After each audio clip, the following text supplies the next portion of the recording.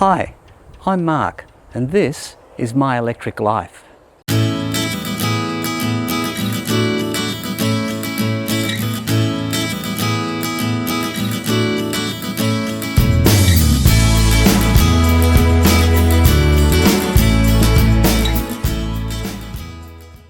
Hi, and welcome back to my channel.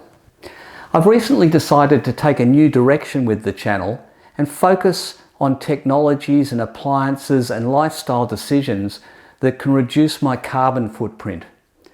So I recently built a new home, and in the planning process, wherever there was a choice to be made on appliances and services going into the house, I took the low carbon option, the lowest carbon option that was possible.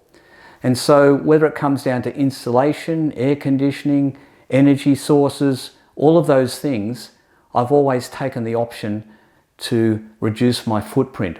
So the overall goal is to get my carbon footprint down to zero. If possible, I'd actually like it to go negative so that I can, I guess, feel good that I'm actually not just becoming less of the problem, but becoming part of the solution to global warming.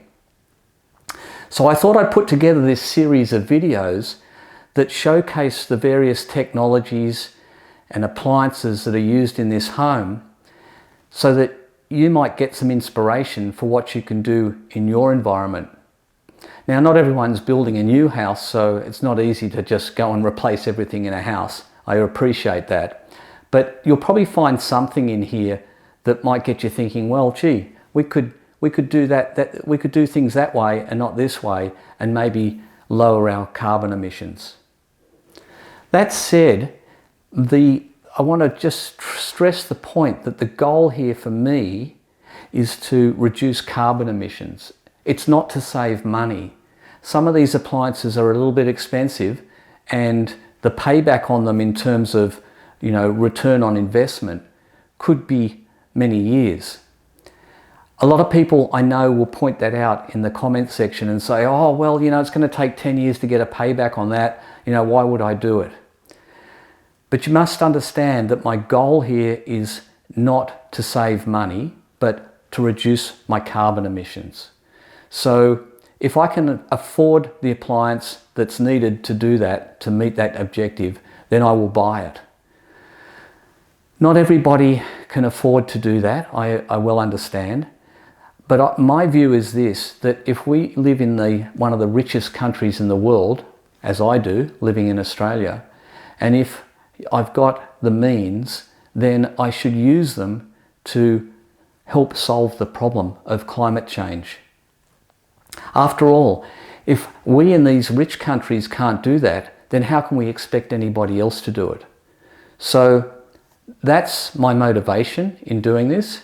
Having said that, there is a lot of money to be saved by using these technologies.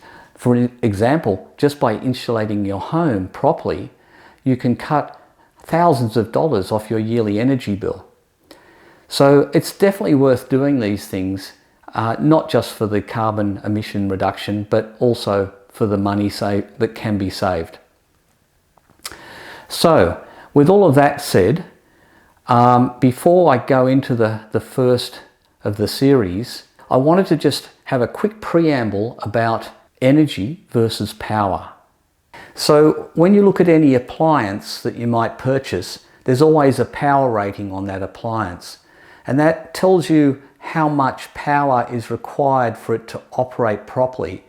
And that is an indication of what sort of circuit you might need in the house to support that device or that appliance.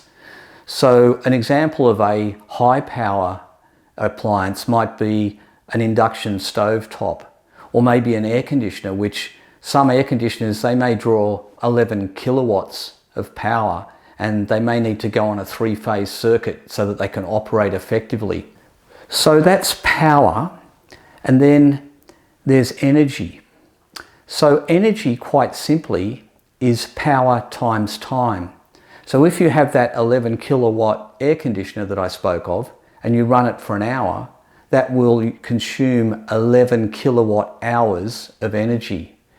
And it's energy that we most commonly think about because that's how you are charged by your electrical utility. They will charge you for so many kilowatt hours of energy consumed.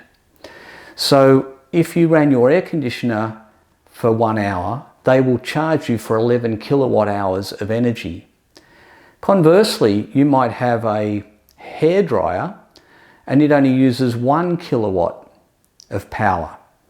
So we could run that hairdryer, and I don't know why you would do this, but you could run the hairdryer for 11 hours and it would only cost you the same amount of money as running your air conditioner for 1 hour. So this becomes quite important when you're working out your savings and your return on investment when you buy an appliance.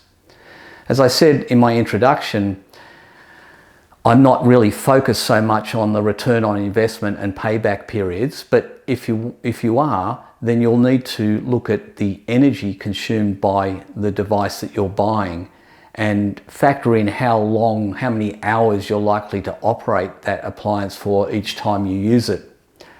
The other thing about energy is it is needed to convert from the energy used by that appliance to a carbon emissions number. So once you know the energy consumption, you can apply a formula which is fairly simple, and that will convert from an energy rating to a carbon emissions score. And so when I've worked out all my carbon emissions and my carbon footprint, I've had to do that conversion from energy to carbon emissions. And now that we've covered that off, I think that's all we need to do. So I look forward to going on the journey with you over the coming weeks with the videos that I'm making. And as I said, if you have any questions about anything in the videos, feel free to ask them in the comment section and I'll do my very best to answer them for you. Even if I don't have the answer, I will go and look for it and research it. So that's it, enough said. Let's investigate my electric life.